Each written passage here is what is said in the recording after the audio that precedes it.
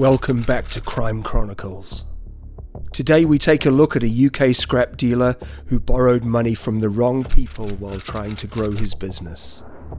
He went missing in 2009, owing over £1 million to some very shady people. He has never been seen again.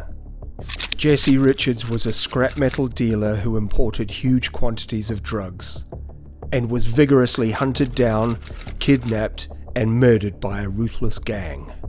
Jesse Richards, part of the traveller community in the UK Midlands, disappeared in 2009 and has not been seen or heard from since. His body has never been found, although police teams carried out excavations in multiple locations in Stoke, Coventry and near Leamington Spa. Jesse Richards, a father of 3, was a career criminal who specialised in smuggling large amounts of drugs from abroad. In 2002, he was jailed for 6 years for having an organisational role in smuggling 2 tons of cannabis resin into the UK. After being released from jail in 2005 for the 2002 smuggling offence, it seems that Jesse didn't go straight. In fact, he became heavily involved in smuggling illegal product into the UK. After several trips with associates to Amsterdam proved fruitful, and he made good contacts, he went full steam ahead with an ingenious smuggling operation. Using his cover as a scrap metal dealer, Jesse would fly to the continent every few months to buy scrap metal and heavy plant machinery. Illegal drugs would then be welded into sections of the farm machinery to be brought back to the UK.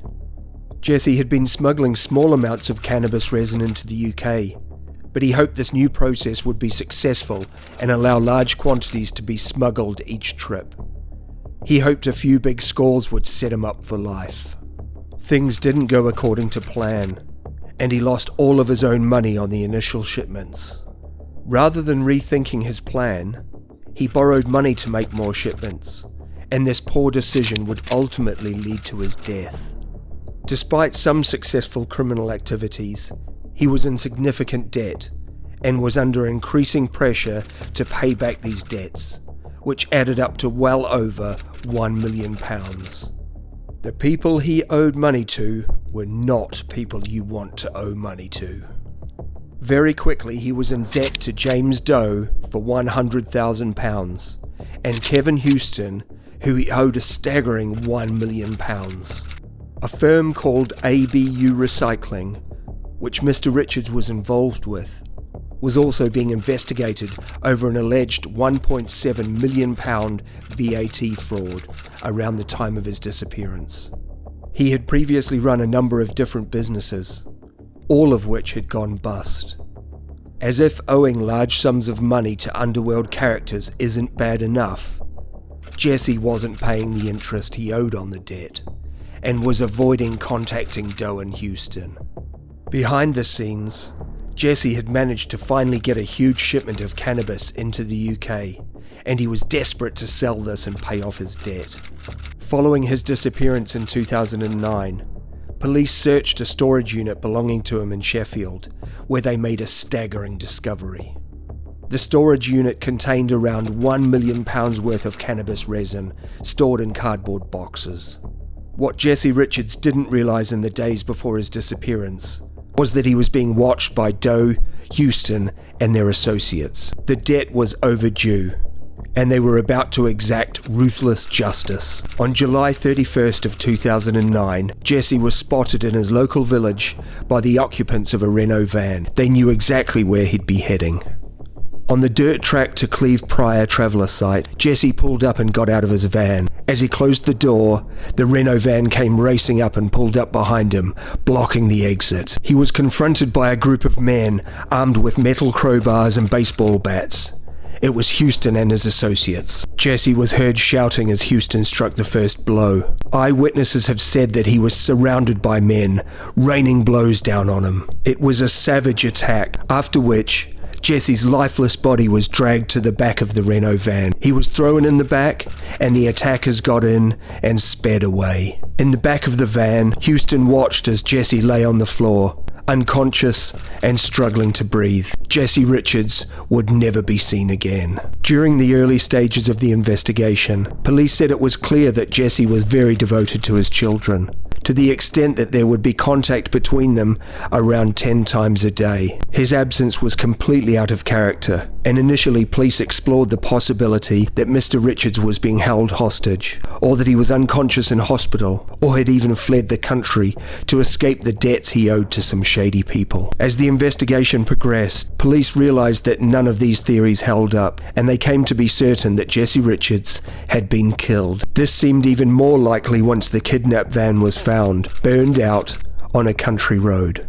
The police stated that based on the amount of blood present, if Jesse Richards wasn't already dead, he soon would be. There have been a number of appeals for information through the media, the first of which was in the Traveller's Times on November 18th of 2009. The Traveller's Times is a national, biannual magazine and website for Gypsy, Roma and traveller communities. There was no response to this appeal for information. The police said that exhaustive inquiries were made to try and track down Mr. Richards, including searching a number of known aliases, but nothing was found.